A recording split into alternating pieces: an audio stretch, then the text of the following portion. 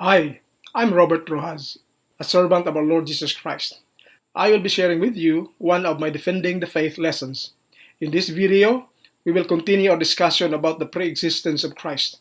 This video is now the seventh part of the series. It is undeniable that man could not exist before he was conceived and born. If someone claims that he existed before he was conceived and born, then he must have been hallucinating or out of his mind. So if someone really existed before he was conceived and born, then he must not just be a man. He must be God in human form. Now in John 8, verses 39 to 40, we can read, They answered him, Abraham is our father. Jesus said to them, If you were Abraham's children, you would be doing what Abraham did. But now you are trying to kill me, a man who has told you the truth that I heard from God. This is not what Abraham did. Let us analyze what is implied in the statement of Christ. He said, You are trying to kill me. This is not what Abraham did. In other words, Christ told the Jews that they just claimed to be descendants of Abraham, but they were not doing what Abraham did to Christ. So, think, think, think. This tells us that Christ existed during the time of Abraham. Otherwise, Christ could not have said, You are trying to kill me. This is not what Abraham did. If Christ did not exist yet during the time of Abraham, then definitely Abraham could not do anything to Christ, and Christ could not have said, You are trying to kill me. This is not what Abraham did. So it is very clear that Christ has pre-existence. He existed before he was conceived and born. Therefore, Christ is not just a man. He must be God in human form. So, think, think, think. What did Abraham do to Christ? In Genesis 18 verse 1 we can read, The Lord appeared to Abraham by the oaks of Mamre, as he sat at the entrance of his tent in the heat of the day. This is a record of the Lord's visit to Abraham. Some Bible translations render the word Lord as Yahweh, while other translations render it as Jehovah. This Lord is the God of Abraham. The Lord appeared to Abraham in what form? In Genesis 18 verse 2 we can read, He looked up and saw three men standing near him. When he saw them, he ran from the tent entrance to meet them and bowed down to the ground. The Lord appeared in human form. Is it possible for the Lord to appear in human form? Yes, it is because with God nothing is impossible. If your God cannot appear in human form, then He is not an omnipotent God. So, think, think, think. What did Abraham do to his visitors? In Genesis 18 verses 3 to 4 we can read, He said, My Lord, if I find favor with you, do not pass by your servant. Let a little water be brought and wash your feet, and rest yourselves under the tree. Abraham planned to bring some water to wash their feet, including the Lord. Is it possible for a man to wash the feet of the Lord? Yes, it is because God can appear as a man with feet that can be washed with water, and with God, nothing is impossible. If your God cannot appear as a man with feet that can be washed with water, then man is much better than your imaginary God.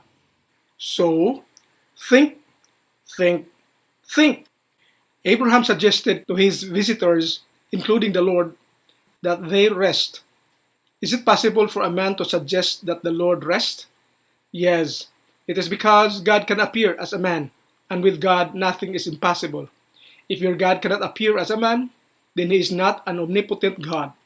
So, think, think, think. What else did Abraham do to his visitors? In Genesis 18 verse 5 we can read, Let me bring a little bread that you may refresh yourselves, and after that you may pass on, since you have come to your servant. So they said, Do as you have said. Is it possible for a man to give some refreshments to the Lord? Yes, it is because God can appear as a man, and with God nothing is impossible. If your God cannot appear as a man, then He is not an omnipotent God. So, think, think, think. In Genesis 18 verses 6 to 7 we can read, And Abraham hastened into the tent to Sarah and said, Make ready quickly 3 measures of choice flour, knead it, and make cakes. Abraham ran to the herd and took a calf, tender and good, and gave it to the servant, who hastened to prepare it. Is it possible for a man to prepare some food for the Lord? Yes, it is because God can appear as a man, and with God nothing is impossible. If your God cannot appear as a man, then he is not an omnipotent God. So, think, think, think. In Genesis 18 verse 8, we can read, Then he took curds and milk and the calf that he had prepared, and set it before them. And he stood by them under the tree while they ate. Is it possible for the Lord to eat some food prepared by a man? Yes, it is because God can appear as a man, and with God nothing is impossible.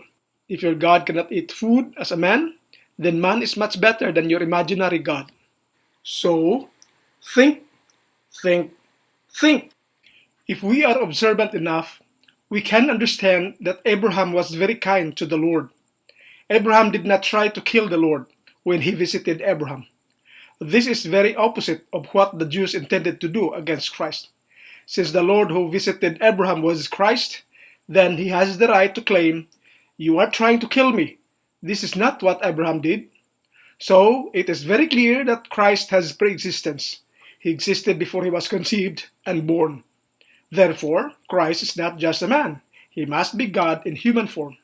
So, think, think, think.